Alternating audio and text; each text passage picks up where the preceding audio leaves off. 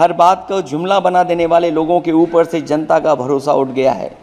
इसीलिए बहुमत की सरकार नहीं है, ये सहयोग से चलने वाली सरकार है। सपा प्रमुख अखिलेश यादव का बीजेपी पर तंज, कहा बीजेपी लोकतंत्र को खत्म कर रही है।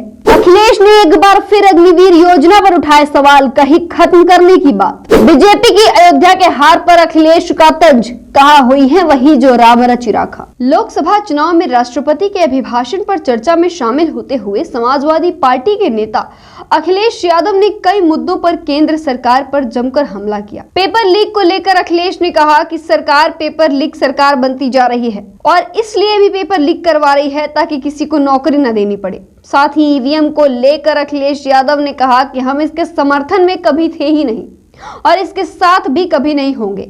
इसके खिलाफ हम संघर्ष करते हैं और करते ही रहेंगे।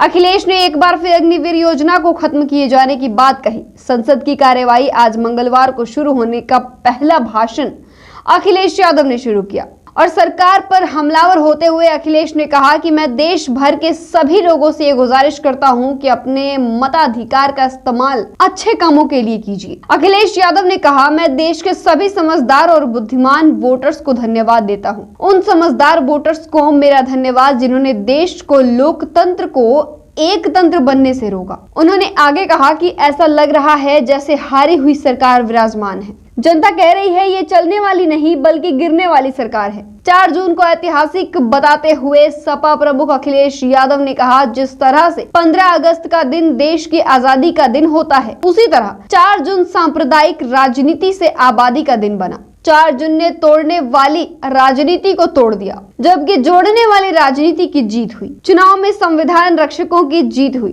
क्योटो का जिक्र करते हुए अखिलेश यादव ने कहा कि वाराणसी के लोग क्योटो की फोटो लेकर उसे गंगा तक खोज रहे हैं। उत्तर प्रदेश को लेकर अखिलेश यादव ने कहा कि प्रदेश में विकास के नाम पर जमकर भ्रष्टाचार किया गया। यूपी में 2 लोगों के बीच प्रभुत्व की लड़ाई का खामियाजा लोगों को भुगतना पड़ रहा है, लेकिन अब जुमला बनाने वालों लोगों से जनता का भरोसा उठ गया है। पेपर लीक मामले में सरकार पर बड़ा हमला करते हुए अखिलेश यादव ने यह भी कहा कि उत्तर प्रदेश में नौजवान जब तैयारियां करके परीक्षा देने जाता था और बाद में उसके बाद पता चलता था कि पेपर लीक हो गया है। उत्तर प्रदेश में केवल एक पेपर लीक ही नहीं हुआ, जितनी भी परीक्षाएं हुई हैं सब लीक हुई हैं। सिर्फ यूपी ही नहीं, देश के कई अन्य प्रदेश भी हैं जहां पर पेपर लीक हुई है। 4 जून को परिणाम आने के बाद देश की सबसे प्रतिष्ठित परीक्षा का भी पेपर लीक हो गया। जिन्होंने आगे कहा कि आखिरकार ये पेपर लीक क्यों हो रहा है। सच्चाई तो यही है कि सरकार ऐसा इसलिए कर रही है